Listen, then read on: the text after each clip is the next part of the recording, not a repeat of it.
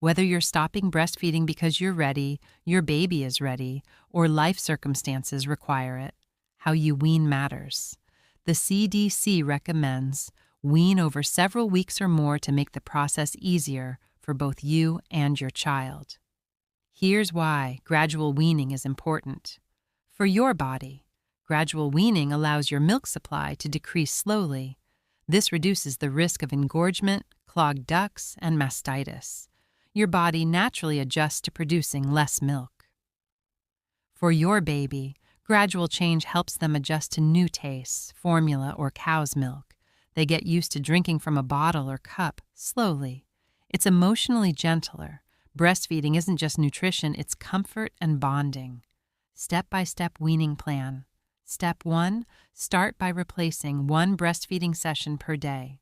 Choose the feeding your baby seems least interested in, often midday. Replace it with formula under 12 months or cow's milk, 12+ months, in a cup or bottle. Step 2, wait 3 to 7 days before replacing another session.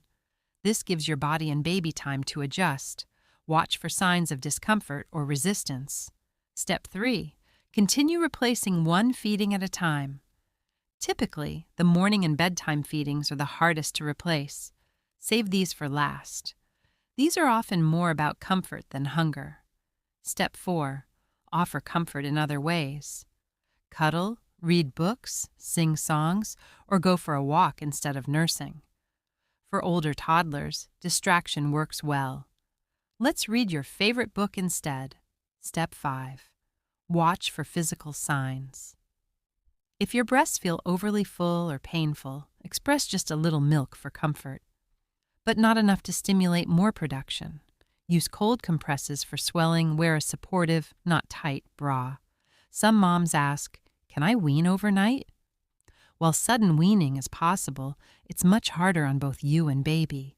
Sudden weaning can cause severe breast engorgement and pain, emotional distress for baby, potential mastitis infection. Unless there's a medical emergency requiring immediate weaning, gradual is always better. I want to talk about something that doesn't get discussed enough: the emotions of weaning. Many moms expect to feel relief when they stop breastfeeding, and some do, but many others feel sadness or grief, loss of that special bonding moment, guilt about giving up, confusion about whether they made the right choice. Breastfeeding creates a unique hormonal connection. When you stop, your body experiences a shift in prolactin and oxytocin, the love hormones, which can literally cause emotional feelings of love and hugs. Babies also feel the change. They're losing not just nutrition, but comfort, closeness, and a routine they've known. Tips for managing the emotional side. For moms, acknowledge your feelings without judgment. Celebrate what you accomplished. Every day of breastfeeding was a gift. Connect with other moms who've been through it. Remember, bonding continues through bottle feeding, cuddling, and presence for babies. Offer extra cuddles and physical comfort. Maintain other routines, bedtime stories, songs. Let dad or another caregiver help with some feedings. This spreads the bonding I've heard from so many moms who cried for a week after weaning, and then felt completely okay. Others felt relief immediately. Both responses are valid. There's no right way to feel about weaning. What questions do you still have? Drop your thoughts in the comments. I read every single one, and I'm sure other moms will benefit from your experience too. If this video helped you, please give it a thumbs up and subscribe to the channel. I create content on child psychology, breastfeeding, baby behavior, and parenting, all designed to help you feel more confident and less alone in this journey.